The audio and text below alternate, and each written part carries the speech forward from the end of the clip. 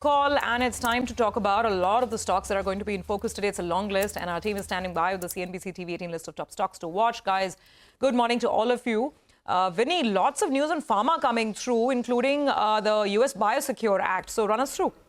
Absolutely. So an important update that is coming from the Biosecure Act side. Now, they were supposed to take this into the defense bill, which took place over the weekend. That didn't happen, and it was left out of this defense bill. So sentimentally negative is what is coming in as a move for the Indian pharma stocks and CDMO stocks, especially. So something like a Divi's Lab, Paytm, Newland, Syngene, Suven, all these will be in focus, and maybe could see some bit of a decline today.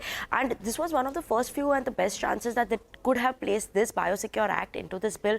Now, obviously, if this doesn't happen as of now, then there will be a delay, and they're hoping that this actually happens this year. There's one more chance that they can apply for this, will be in the bill with the funding packaging legislation. So that is what we're keeping an eye out on.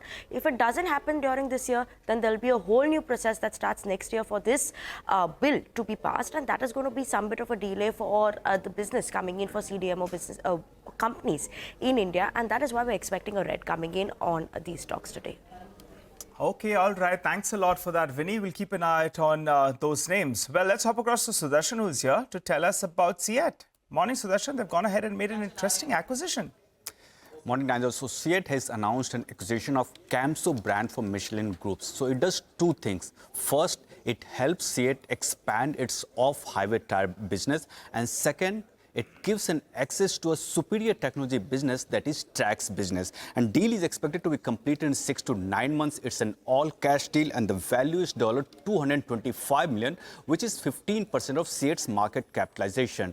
And debt-to-equity ratio for Ceat, which currently stands at 0.4 times, is expected to increase to 0.7 times. That also would be in the range of comfortable level that company has been talking about. Talking about Camso brand, it's a brand in construction equipment, tire and with major markets in Europe and North America. And as of CY23, the brand's revenue was $213 million. So overall, it's a good acquisition made by Ceat.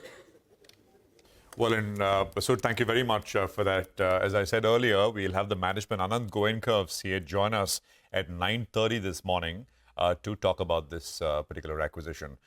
Let's move on, and this is from the fintech space. Paytm should be in focus. Abhishek is here to tell us why. Abhishek, morning.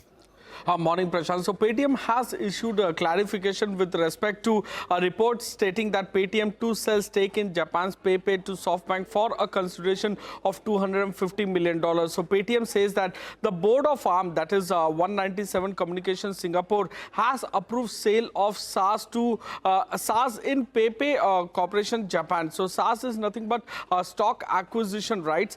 This will be done for a consideration of rupees 2,364 crores. Which is slightly higher than what the news report did mention. A transaction will be completed in December of 2024, and this transaction will increase the consolidated cash balance of Paytm. Back to you.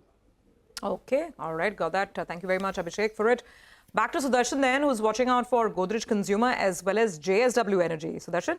So talking first about Godrej Consumers apart, so by the first look, it's not looking a good update that company has given in the mid of the Q3. Still, like, we have 20 days to go for the Q3, but it has given the update. And by the first look, it's not looking good. Apart from Godrej Consumer, it might have an impact on other FMCG stocks. So what does company says?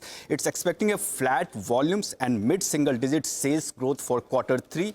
So portfolio is likely to be impacted by first, price hikes, second, grammage reductions due to 20 to 30% surge in palm oil prices that company has seen, and home insecticide portfolio is likely to be impacted by delayed winter in North India, and also overall demand conditions. Company is saying it has been subdued, and there's a sharp decline in margin, which is due to first, unusual high base, and second is current inflation, competition and investment. So overall, it's not a good update for Q3 that given by Godrej Consumer. Second stock is JSW Energy. I'm going with green.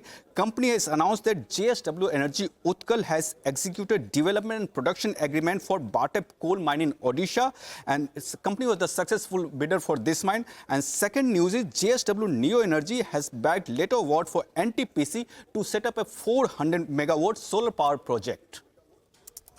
Okay, all right. Thanks a lot, Sudarshan, for running us through all of those stocks. But let's go back to Vinny. She's here to tell us about Suven Pharma as well as Laurus Labs. Vinny, take it away.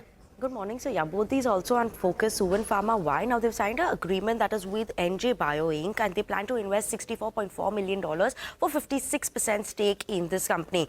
What does this mean for the company and Suven Pharma? One, it becomes EPS accretive for them in 2 years. It will expand the addressable market that they have for ADC CDMO from around $200 million currently to $1.4 billion. So, for the long term, it's a positive that comes in for Suven Pharma after tying up with NJ Bio Inc. And that is why we're expecting a green here. Laurus Labs also we're expecting a positive move today after its subsidiary. Laurus Lab is going to be investing in its subsidiary Laurus Bio around 120 crore rupees, I beg your pardon, which will be an equity investment they're making from Rights Road Ventures and F Prime Capital. Now, Laurus Labs will co-invest around 40 crores in this deal and promoters will be issued share warrants here. So, the investment will expand its fermentation-based manufacturing capacity for its subsidiary, that's Laurus Bio. So, keeping an eye out on Laurus Labs as well.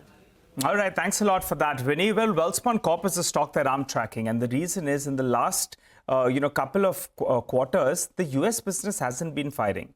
But what's happened in Q3 is they've gradually started getting orders. And they've won yet another order, building onto the earlier two orders that we saw in October as well as November. So as per their release, they won orders for pipes, and this will be with regard to the natural gas pipeline projects. The total order wins for Q3 so far is around 7,000 crores. Just to derive it, it appears that earlier it was around 3,700 crores. So this one should be around 3,300 crores or thereabouts, which will be executed towards the fourth quarter as well as for FY26. Their commentary as well is very, very strong. They're saying in a good position to bag more orders. The environment over there is very, very positive. And, Mr. Trump is talking about drill, baby, drill. Well, he'll require pipes. That's why this company is well placed. And also they have their facility in the United States. So the stock is closer to the 52-week high. Expect the stock to open up in the green. And later today, we'll try to get in the management at around 10:30 a.m. here on CNBC-TV18 as well. So those are all the top stocks that we're tracking. Let's run you through the list yet again. Let's do a quick refresh. We have Ceat, Paytm, JSW Energy, Suven Pharma, Laurus Labs, and Welspun Corp. All of them will be reacting to positive news flow. On the negative side, Divi, Paytm Pharma, Syngene, and Godrej Consumer will be the stocks could open up in the red. Slip into that short break. We come back. We'll have Prakash Diwan who will be joining in for some fundamental analysis on all of these names.